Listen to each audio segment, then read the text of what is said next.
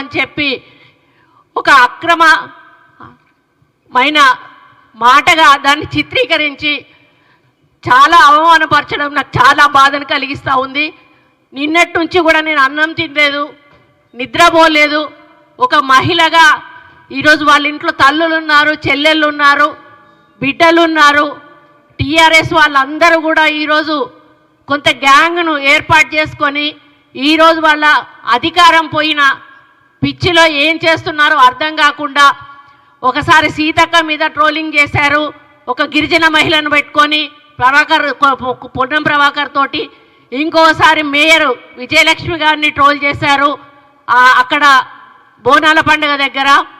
ఈరోజు ఒక ఒక అన్న సమస్యలు చెప్పి ఒక చెల్లికి అన్నకి రాఖీ కడుతుంది చెల్లె.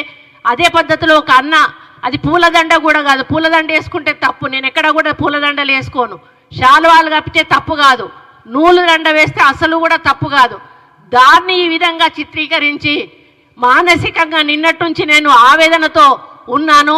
ఆ ఆవేదనను అర్థం చేసుకున్నమ్మా పద్మశాలి కుటుంబ సభ్యులందరూ కూడా వచ్చి ఇక్కడ ప్రెస్ మీట్ పెట్టి సోషల్ మీడియా మీద దౌర్జన్యం చేస్తూ ఉన్నారు.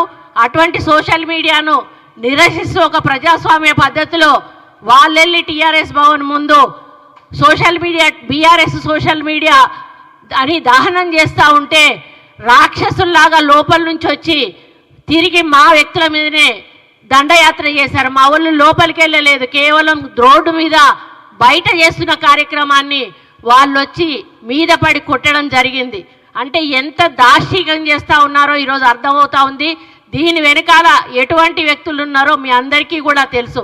ఈరోజు 10 సంవత్సరాల అధికారం తర్వాత అధికారం కోల్పోయి పిచ్చి పట్టి మరి ఏం చేస్తున్నారో అర్థం కాకుండా దుర్మార్గమైనటువంటి ప్రచారాలు సోషల్ మీడియా ద్వారా చేసి అసలు అంటే చెప్పలేని విధంగా అభ్యంతరకరమైనటువంటి వ్యాఖ్యలు చేస్తూ ఆ ఫోటోలు పెడుతూ ఆ విధానం ఏదైతే ఉందో మరి చాలా బాధ కలిగిస్తూ ఉంది. నేను అదే అడుగుతా ఉన్నాను కేటీఆర్ని, అయ్యా నీ చెల్లె మొన్నటి వరకు కూడా జైల్లోకి పోయి వచ్చింది, నీ చెల్లె జైలుకు పోతే నీకు ఎంత బాధ ఉందో నీకు తెలీదా?